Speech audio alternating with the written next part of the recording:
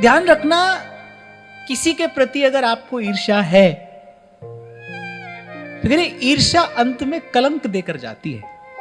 क्यों? क्योंकि ईर्ष्या में पड़कर व्यक्ति अनुचित करता है। देखो, हनुमान जी ने मैनाक पर्वत को केवल छू लिया, सुरसा का समाधान किया, लेकिन सिंगिका को तुरंत मार डाला।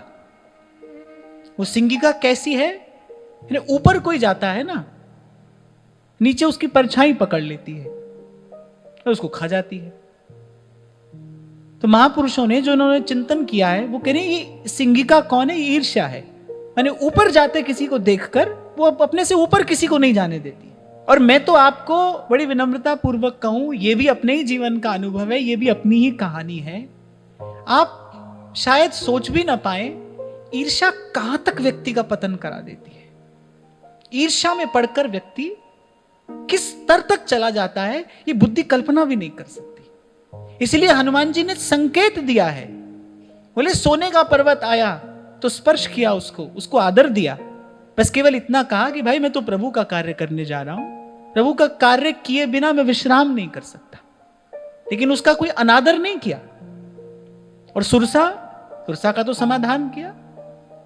थोड़ा समय बिताया हनुमान जी ने, विचार किया भाई इससे कैसे पार पाया जाए, लेकिन सिंगिका को एक क्षण का विचार किए बिना तुरंत मार डाला। ऐसी ईर्ष्या जब मन में आए, सावधान रहना। एक तो उसको स्वीकार कर लेना, प्रभु से प्रार्थना करना, प्रभु मुझे ये ईर्ष्या का रोग हो गया है। ध्यान रखना, यदि उस रोग का इलाज नहीं किया, यदि उसकी औषधि नहीं की, तो वो अंत में जीवन को कलंकित करके जाने वाली है। ईर्ष्या कलंकित कर देती है जीवन को। मत्सर काहि कलंक न लावा। और सबसे बच जाता है आदमी, पर मान बढ़ाई ईर्ष्या तुलसी दुर्लभ ये। घर संसार छोड़कर, झगड़ा झंझट छोड़कर व्यक्ति कहता है भाई जाऊंगा और संत गुरु की सेवा करूंगा। वहां संत गुरु की सेवा में पहुंचता है, सेवा करते करते बगल में सेवा करने वाले से ईर्ष्या हो जाती है। और वो कभी कभी इतनी बढ़ जाती है कि वो व्यक्ति अपने भीतर भी विष घोल लेता है। उसका अंतःकरण तो विषैला हो ही जाता है, मैला नहीं विषैला। काम क्रोध ये अंतःकरण को मैला करते हैं, पर ईर्ष्या तो विषैला कर देती है।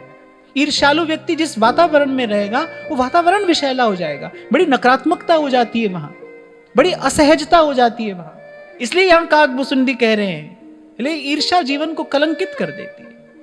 मच्छर काहि कलंक न लावा, काहि न शोक समीर डुला। बोले शोक रूपी पवन ने किसको नहीं हिलाया होगा? कौन नहीं हिला? कौन विचलित नहीं हुआ?